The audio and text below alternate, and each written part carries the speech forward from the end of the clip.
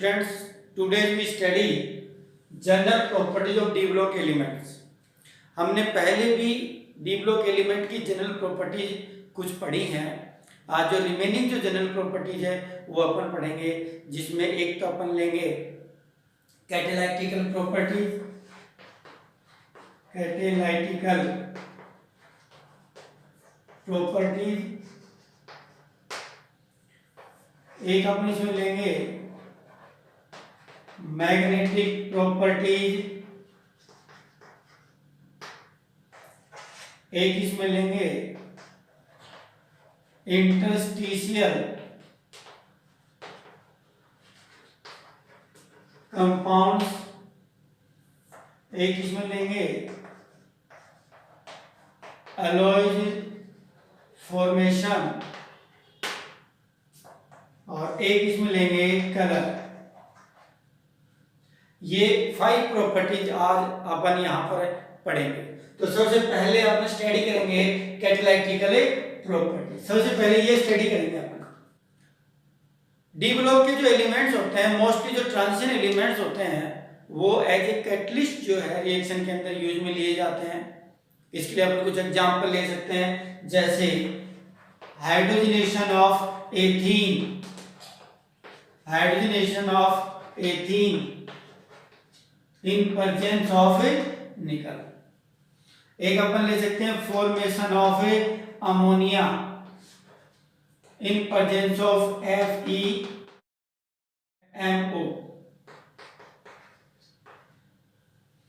एक अपन यहां ले सकते हैं formation of sulphur trioxide in presence of V2O5। तो यहां आप देख रहे हो कि निकल भी एक डी ब्लॉक एलिमेंट है, FeMO भी एक डी ब्लॉक एलिमेंट है और वेनेडियम भी एक डी ब्लॉक एलिमेंट है। या अपन कह सकते हैं निकल, Fe और वेनेडियम ट्रांजिशन एलिमेंट्स हैं। ये जो एलिमेंट्स होते हैं एज ए कैटलिस्ट यहां यूज में लिए जाते हैं। ओके, अब मेन क्वेश्चन ये बनता है कि आखिरकार ये जो ट्रांजिशन एलिमेंट्स होते हैं ये एज ए कैटलिस्ट क्यों यूज में लिए जाते हैं, क्या रीजन है? तो इसका रीजन मैं आपको बता दूं कि इसका जो रीजन है वो है ट्रांजिशन एलिमेंट में incomplete n-1d orbitals. n-1d orbital incomplete होने की वजह से ट्रांजिशन एलिमेंट्स रिएक्टेंट के साथ रिएक्शन करके एक इंटरमीडिएट बना लेता है जो बाद में प्रोडक्ट में बदल जाता है। यही रीजन है कि जो ट्रांजिशन एलिमेंट्स होते हैं वो एज ए कैटलिस्ट वर्क करते हैं। ओके, सेकंड प्रॉपर्टी जो अपन लेंगे यहां पर वो है मैग्नेटिक प्रॉपर्टीज।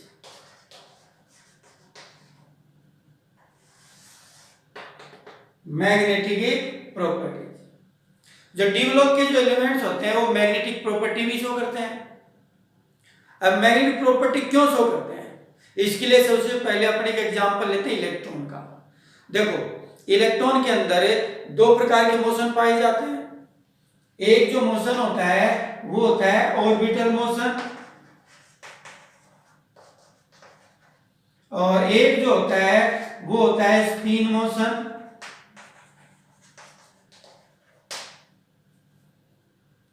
देखो, ऑर्बिटल मोशन क्या होता है? जिस प्रकार से अर्थ सन के चारों तरफ गति करती है, मोशन करती है, उसी प्रकार से इलेक्ट्रॉन भी न्यूक्लियस के चारों तरफ एक मोशन करता है जिसको अपन बोलते हैं ऑर्बिटल मोशन।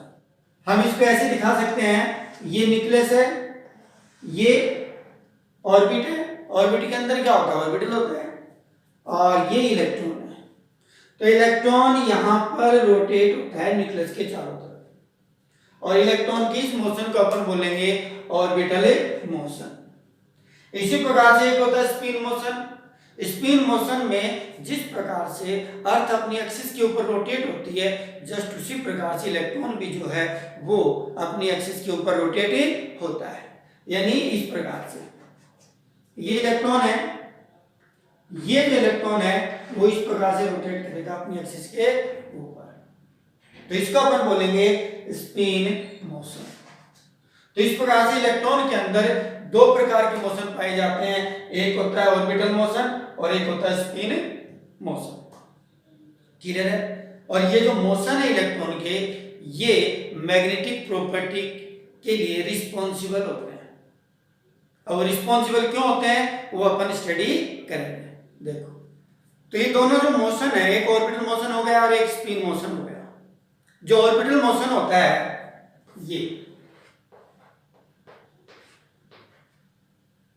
ये जो ऑर्बिटल मोशन होता है, इस ऑर्बिटल मोशन की वजह से एक मैग्नेटिक मोमेंटम जनरेट होता है जिसको बोलते हैं ऑर्बिटल मैग्नेटिक मोमेंटम, और इसको अपन दिखाते हैं म्यू एक्स। इसी प्रकार से जो स्पिन मोशन होता है, ये स्पिन मोशन की वजह से एक मैग्नेटिक मोमेंटम जनरेट हो जाता है जिसको बोला जाता है स्पिन मैग्नेटिक मोमेंटम, जिसको दिखाया जाता है म्यू एस से। इस प्रकार से इलेक्ट्रॉन के दोनों मोशन की वजह से दो प्रकार के मैग्नेटिक मोमेंटम जो है वो जनरेट हो जाते हैं। तो इलेक्ट्रॉन का जो टोटल मैग्नेटिक मोमेंटम होगा mu equal to mu L plus mu S होगा। Mu equal to mu L plus mu S होगा। अब मैं आपको बता दूं कि इस प्रकार से हम क्या कह सकते हैं कि एक इलेक्ट्रॉन जो है एक टीनी मैग्नेट की तरह वर्क करता है, और आप ये देख सकते हो कि एक एटम के अंदर कितने सारे इलेक्ट्रॉन होते हैं। तो इस प्रकार से वो जो एलिमेंट होता है जिसमें वो एटम्स हैं, वो एक मैग्नेटिक प्रॉपर्टी शो करेगा, लेकिन इसकी कुछ कंडीशंस हैं जो आगे अपन पढ़ेंगे। अब देखो, अगर अपन डी ब्लॉक एलिमेंट की बात करते हैं तो डी ब्लॉक एलिमेंट के अंदर जो n-1d इलेक्ट्रॉन्स होते हैं, n-1d इलेक्ट्रॉन्स होते हैं, वो एटम की सरफेस के ऊपर होते हैं, इसलिए जो आउटर एटमॉस्फेयर होता है उससे ज्यादा अफेक्टेड रहता है।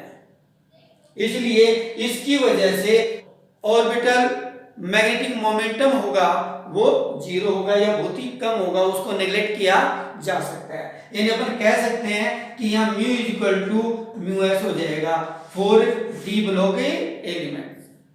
और जो स्पिन मैग्नेटिक मोमेंटम होता है उसकी वैल्यू होती है n प्लस 2 रूट। यहाँ n क्या होता है? Number of unpaired electron, number of unpaired electron. तो यहां n क्या है? Number of unpair electrons. तो इस प्रकार से जितने नंबर ऑफ अनपेयर इलेक्ट्रॉन होंगे, मैग्नेटिक मोमेंटम म्यू जो है वो उतना ही ज्यादा होगा। तो अनपेयर इलेक्ट्रॉन होने चाहिए।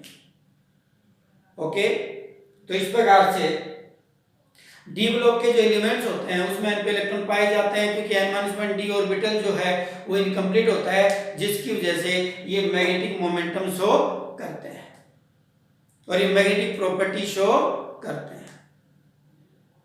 अब देखो, डी ब्लॉक के एलिमेंट में तीन प्रकार की मैग्नेटिक प्रॉपर्टी मोस्टली पाई जाती है।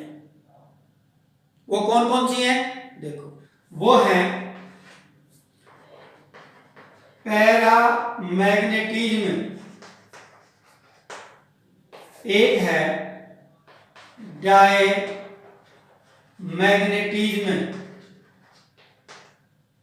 और जो तीसरी है वो है फेरोमैग्नेटिज्म। तो ये मोस्टली अपन स्टडी यहां पर करेंगे, लेकिन इसके अलावा और भी मैग्नेटिक प्रॉपर्टी होती हैं, जैसे फेरी मैग्नेटिज्म, एक होता है एंटी फेरो मैग्नेटिज्म। तो यहां पर अपन ये प्रॉपर्टी स्टडी नहीं करेंगे, ये वाले प्रॉपर्टी स्टडी करेंगे कि मोस्टली डी ब्लॉक एलिमेंट जो है ना इसी कैटेगरी के अंदर आते हैं। तो सबसे पहले अपन बात करते हैं पैरामैग्नेटिज्म की। तो मैं आपको बता दूं कि जो पैरामैग्नेटिज्म है ये उन डी ब्लॉक एलिमेंट्स में या उन कंपाउंड्स के अंदर पाई जाती है जिसमें एटलीस्ट 1 n पेयर इलेक्ट्रॉन होते हैं, उसके अंदर पैरामैग्नेटिक प्रॉपर्टी पाई जाती है। और इस प्रकार के जो एलिमेंट्स हैं या इस प्रकार के जो कंपाउंड्स हैं जो पैरामैग्नेटिक प्रॉपर्टी शो करते हैं, उनको यदि एक्सटर्नल मैग्नेटिक फील्ड में रख दिया जाए तो ये एक्सटर्नल मैग्नेटिक फील्ड से अट्रैक्ट होते हैं। देखो, ये है नॉर्थ पोल, ये है साउथ पोल, और यहां पर रख दिया अपन ने ये पैरामैग्नेटिक सब्सटेंस, तो ये इससे क्या होगा, अट्रैक्टिव होगा, इससे अट्रैक्टिव होगा। अब आ जाओ आप डायमैग्नेटिज्म पे। जो डायमैग्नेटिक सब्सटेंस होते हैं, उन सब्सटेंस में सारे के सारे इलेक्ट्रॉन पेयर्ड होते हैं, एक भी अनपेयर नहीं होता है। अब पेयर्ड होते हैं तो सारे इलेक्ट्रॉन एक दूसरे के ऑपोजिट डायरेक्शन में रोटेट होंगे, जिससे वो एक दूसरे की मैग्नेटिक प्रॉपर्टीज को या अपन कहें मैग्नेटिक मोमेंटम को कैंसिल आउट कर देंगे। और यही रीजन है कि इसका जो मैग्नेटिक मोमेंटम होगा वो जीरो होगा। और इनको यदि एक्सटर्नल मैग्नेटिक फील्ड में रख दिया जाए तो ये उससे रिपल होते हैं। जैसे ये नॉर्थ पोल है, ये साउथ पोल है, और ये हो गया डायमैग्नेटिक सब्सटेंस। तो यहां देखो, ये इस प्रकार से क्या होंगे, इससे ये रिपेल होते हैं। ठीक है। नेक्स्ट है फेरोमैग्नेटिक सब्सटेंस। फेरोमैग्नेटिक सब्सटेंस जो है वो सब्सटेंस होते हैं, उनको यदि एक्सटर्नल मैग्नेटिक फील्ड में रख दिया जाए तो ये बहुत ज्यादा अट्रैक्टेड होते हैं उससे। और उसका रीजन क्या है, सभी डोमेन्स की जो मैग्नेटिक मोमेंटम की जो डायरेक्शन है वो एक तरफ हो जाती है, जिससे मैग्नेटिक मोमेंटम बहुत ज्यादा हो जाता है और ये एक्सटर्नल मैग्नेटिक फील्ड से ज्यादा अट्रैक्टिव होते हैं। अब डोमेन क्या होते हैं, अब मैं आपको बताऊंगा डोमेन क्या होते हैं। डोमेन, देखो डोमेन जो है वो होता है ग्रुप ऑफ आयन। डोमेन क्या होता है, ग्रुप ऑफ आयन। तो ग्रुप ऑफ आयन, इसमें सभी जो आयन्स होते हैं वो सेम होते हैं। जैसे अपन एग्जांपल लेते हैं आयरन का, तो आयरन का अगर एग्जांपल ले लें तो इसमें सारे के सारे जो आयन होंगे वो सेम रहेंगे। जैसे मैं यहाँ एग्जांपल लेता हूँ Fe+2 के, तो ये 3, 4, 5 या जितने भी हैं आयन वो मिल करके एक ग्रुप बना लेंगे। और इन सभी आयन का जो मैग्नेटिक मोमेंटम है म्यू, वो एक ही डायरेक्शन में होगा, तो इसको बोला जाता है डोमेन। लेकिन जरूरी नहीं है कि एक एलिमेंट के सभी आयन जो हैं वो एक ही प्रकार के डोमेन बनाए। जैसे कुछ डोमेन ऐसे होते हैं जिसमें आयन्स की जो मैग्नेटिक मोमेंटम की जो डायरेक्शन है वो अपवार्ड होती है, और कुछ ऐसे होते हैं जिसमें सभी आयन्स की डायरेक्शन डाउनवर्ड होती है। लेकिन जब इस एलिमेंट को एक्सटर्नल मैग्नेटिक फील्ड में रखा जाता है तो इन सभी डोमेन, जितने भी डोमेन हैं, उनकी डायरेक्शन एक तरफ हो जाती है। डोमेन को मैं ऐसे दिखा रहा हूं, ये तो जैसे एक्सटर्नल मैग्नेटिक फील्ड में रखेंगे तो सभी डोमेन की डायरेक्शन एक तरफ हो जाएगी। क्लियर है। और यही रीजन है कि इनका जो मैग्नेटिक मोमेंटम होगा वो बहुत ज्यादा होगा और ये एक्सटर्नल मैग्नेटिक फील्ड से ज्यादा अट्रैक्टेड रहेंगे। तो ये थी magnetic properties of developing elements. Next अपना होगा interstitial compound.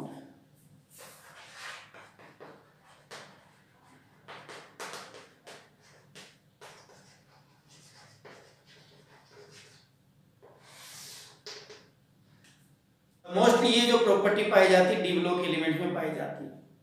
D block elements के जो क्रिस्टल्स होते हैं उनका जो फॉर्मेशन होता है तो उसमें वो बारीक होल रह जाते हैं और इसमें नाइट्रोजन, ऑक्सीजन, कार्बन, हाइड्रोजन जैसे छोटे नॉन मेटेलिक एटम इंसर्ट हो जाते हैं, जिससे इनका जो मेल्टिंग बॉइलिंग पॉइंट है वो इंक्रीज हो जाता है, वो हार्ड हो जाते हैं, उनकी कंडक्टिविटी भी इंक्रीज हो जाती है। मान लो ये क्रिस्टल बन रहा है, इस प्रकार से। तो यहां देखो आप, यहां ये बारीक होल रह गए, या अपन पोर्स इनको बोल सकते हैं, या इनको अपन बोल सकते हैं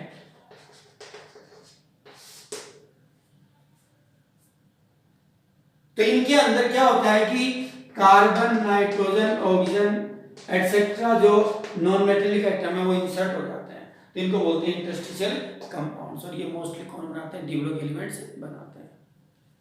एक होता है आपका एलॉय फॉर्मेशन, एलॉयड फॉर्मेशन।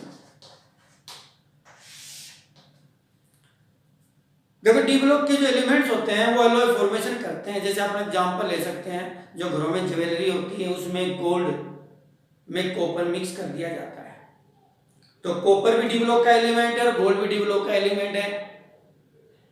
तो इनको जो मिक्स किया जाता है तो बनने वाला जो मिक्सचर होगा उसको अपन बोलते हैं एलॉय।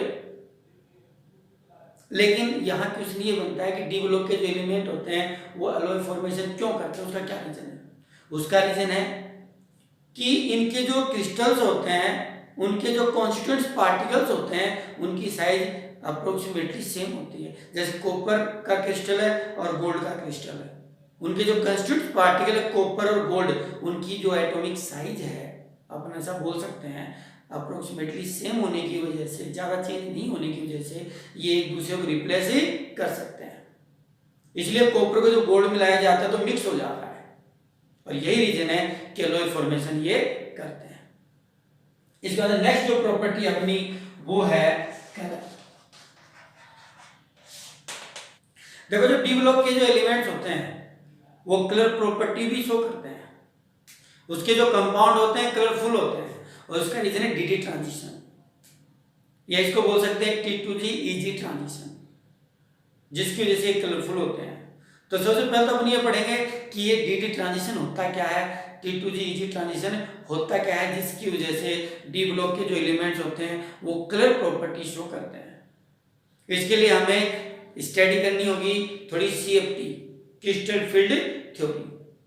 देखो क्रिस्टल फील्ड थ्योरी क्या कहती है कि किसी भी एलिमेंट के जो डीजेनरेट डी ऑर्बिटल्स होते हैं, डीजेनरेट डी ऑर्बिटल का मतलब है कि सबकी एनर्जी जो है वो सेम होती है डी ऑर्बिटल्स की। इसको बोला जाता है डीजेनरेटेड डी ऑर्बिटल्स।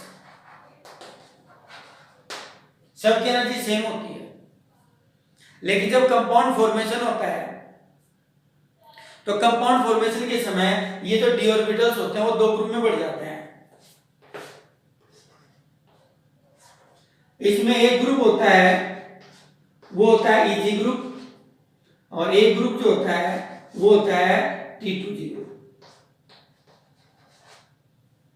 जिसमें जो T2G ग्रुप है उसकी एनर्जी होती है कम और EG की एनर्जी होती है ज्यादा। इन ऑक्टाहेड्रल कॉम्प्लेक्स, टेट्राहेड्रल में ये कुछ ऑपोजिट होता है, यानी उसमें EG का कम होता है, T2G का ज्यादा होता है। CFT की डिटेल स्टडी करेंगे अपन आगे आने वाले वीडियोज में। यहां पर केवल अपने को पढ़ना है DD ट्रांजिशन।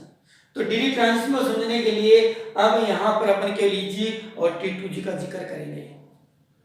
देखो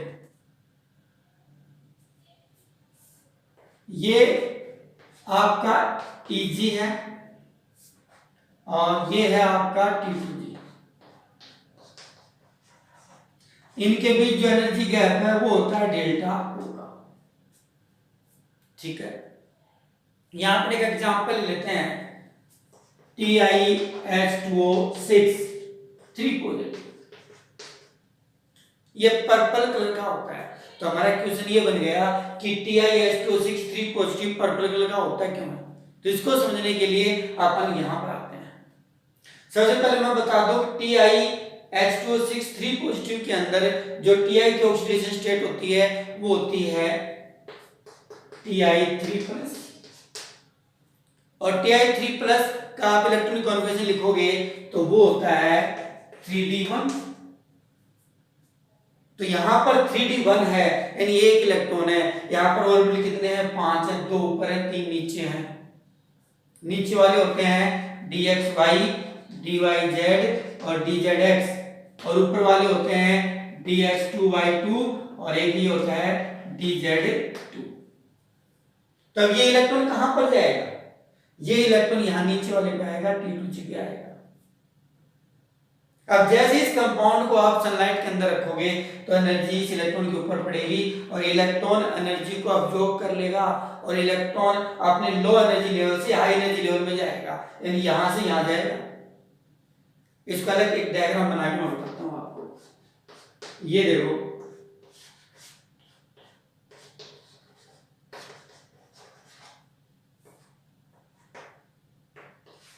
ये अलग से डायग्राम मैंने बना लिया। तो ये इलेक्ट्रॉन ऊपर जा रहा है तो इसको मैं दिखा रहा हूं ऐसे। तो ये इलेक्ट्रॉन यहां आ गया, यानी ये इलेक्ट्रॉन जंप करके कहां चला गया? Eg के अंदर। इसको मैंने अलग से दिखाया। तो इस प्रकार से इसका इलेक्ट्रॉनिक कॉन्फिगरेशन देखोगे, T2G में 1 था, Eg में क्या था? 0। अगर यहां देखोगे तो यहां T2G में क्या है? देखो 0 और Eg में क्या है? 1। तो यहां आप देख सकते हो इलेक्ट्रॉन T2G से ट्रांसफर हो गया Eg के अंदर। तो इसको अपन बोलेंगे T2G Eg इलेक्ट्रॉनिक ट्रांजिशन। और T2G में क्या है? d ऑर्बिटल, Eg में क्या है? d orbital. तो इसका एक नाम और हो सकता है dd इलेक्ट्रॉनिक ट्रांजिशन। तो dd ट्रांजिशन की वजह से इलेक्ट्रॉन कहां चला गया? T2G से Eg में चला गया। लेकिन हायर जो एनर्जी लेवल होता है उसमें जो इलेक्ट्रॉन है वो ज्यादा समय तक स्टे नहीं कर सकता, उसको वापस ग्राउंड स्टेट में आना पड़ता है। तो कुछ समय बाद ये वापस क्या आएगा? नीचे आएगा। नीचे आएगा, वो यहां आएगा, यहां आएगा तो एनर्जी क्या होगी? रिलीज होगी।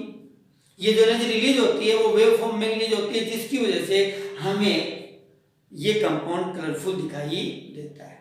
लेकिन अब बात आती है कलर कैसा होगा। तो मैं आपको बता दूं, इस कंपाउंड के द्वारा जो वेवलेंथ सनलाइट से अब्जॉर्ब की गई है उसका सप्लीमेंट कलर जो है हमें दिखाई देता है। ठीक है, तो इस प्रकार से Ts263 पॉजिटिव जो है वो पर्पल कलर का दिखाई देता है। तो अगर सिंपली क्वेश्चन आ जाता है कि डी ब्लॉक एलिमेंट्स कलरफुल क्यों दिखाई देते हैं, तो आपका आंसर ये होगा ड्यू टू dd ट्रांजिशन या due to T2G Eg electronic transition, ऐसा आप बोल सकते हो। T2G Eg ट्रांजिशन बोला जाएगा केवल ऑक्टाहेड्रल कॉम्प्लेक्स या कंपाउंड के लिए। अदरवाइज अगर टेट्राहेड्रल की अपन बात करते हैं तो उल्टा हो जाता है, Eg टू T2G हो जाता है। क्यों? क्योंकि Eg ये वाला नीचे आ जाएगा और T2G ऊपर चला जाएगा। तो इस प्रकार से डी ब्लॉक एलिमेंट्स है ना कलर प्रॉपर्टी शो करते हैं। तो ये हो गया आपकी colour properties of D block elements. ठीक है, अब जो अपना जो नेक्स्ट वीडियो होगा वो नेक्स्ट वीडियो होगा कोऑर्डिनेशन कंपाउंड।